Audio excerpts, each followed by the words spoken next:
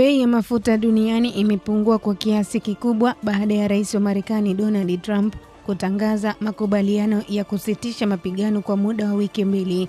Mapema Jumanne, pipa moja la mafuta lililouzwa kwenye masoko ya kimataifa ulikuwa na thamani ya dola 103.42, huku mafuta ya Marekani yakiwa karibu na dola 103.25 kwa pipa. Hata hivyo, bei bado iko juu kuliko kipindi cha kabla ya mzozo kuanza Februari 28.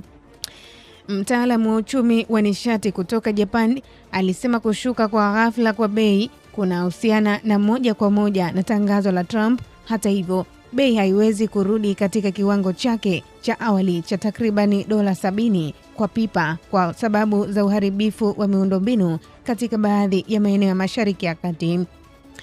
Wakati huo huo, masoko ya hisa barani Asia yamepanda kwa Nikkei 225 ya Japani imeongezeka kwa takribani 4% na ASX 200 ya Australia kwa karibu 3%.